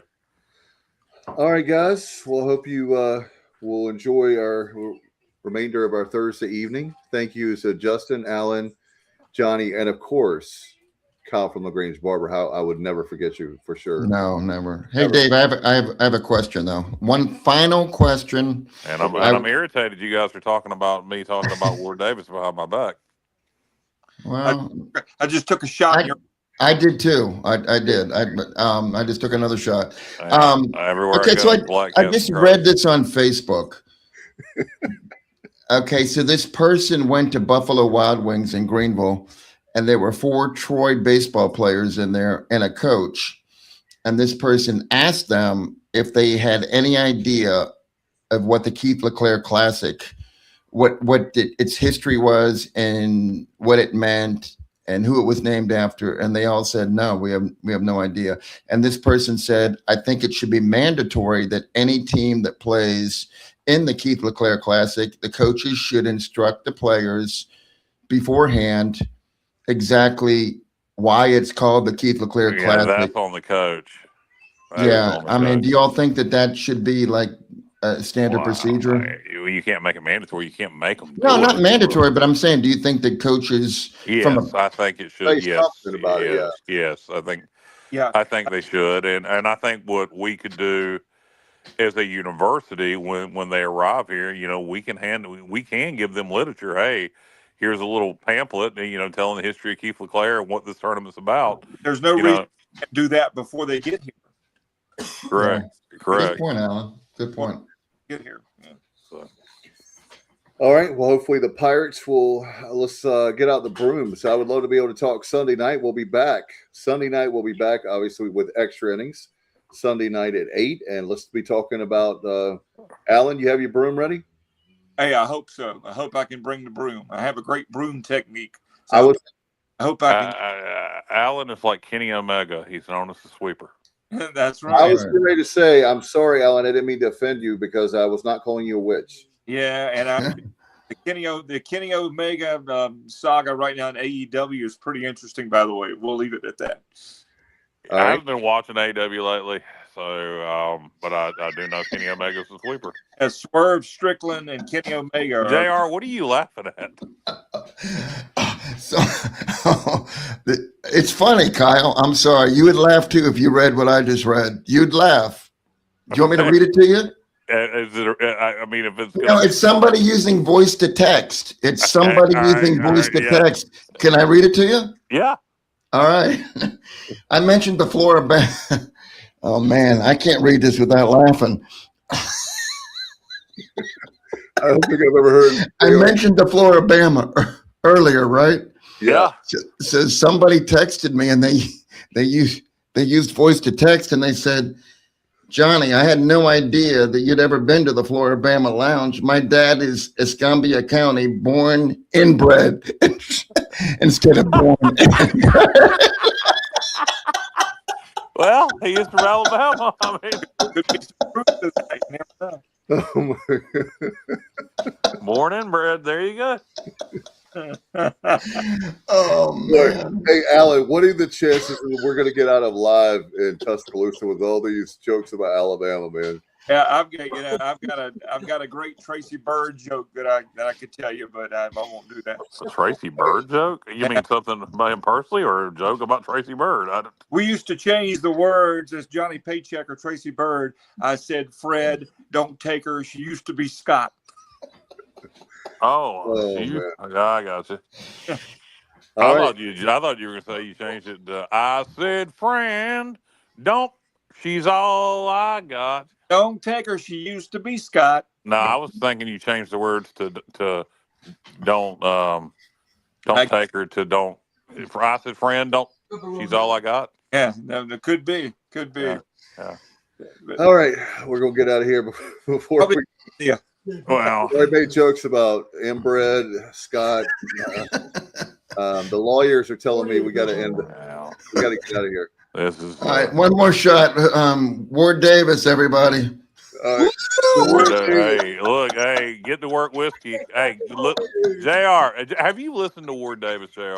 Yeah, I like him. I like him. It's not. I like him. We're just having fun, I'm Kyle. gonna take. Look, the next. Now you got to promise me the next time he hears to the bird's nest, you will come with me to see Ward Davis. Oh, absolutely. He'll play guitar. You will say Ward Davis as many times as I do after you see him at the bird's nest. Okay. Alan, will you go with me to the boar's nest? I'm sorry, Dave. I'm seeing 3 of you now. But yes, I will. Well played, gentlemen. Well played. All right. You guys have a great time.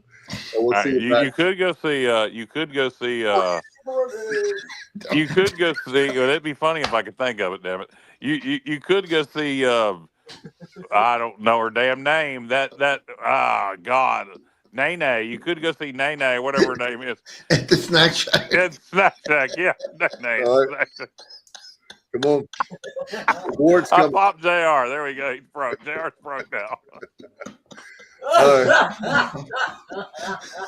Who is that laughing in the background? It's Alan. What is that woman's name that's always at the Snack Shack? Nene. Is it Nene? No, Nanette Garrett. Yeah, you can go see Nanette Garrett at the Snack Shack instead of going to see Ward. No, actually, if you want a shameless plug, I'll do one. Morgan Hudson is awesome. She's going to be there tomorrow night. She's one of the best artists we've ever had. She plays in Greenville. She's part of if you know where Nash Chicken is, the Nash music, right there, the studio. She's part owner of that, but she's amazing. She'll be there tomorrow night, 8 to 10. So I'm looking forward to that. So if you want to see some good music live, Kyle, come on and it's gonna be a lot of fun. And Nanette Garrett is very good as well. Yes, she is. She is. Yes, yeah. Definitely. Nanette. But you don't. The good thing about her, you don't have to take a shot every time. Now you do. Now you do. Okay. All right, Nanette, we love you. All right. All right, we'll get out of here. Good night, everybody, and go Pirates.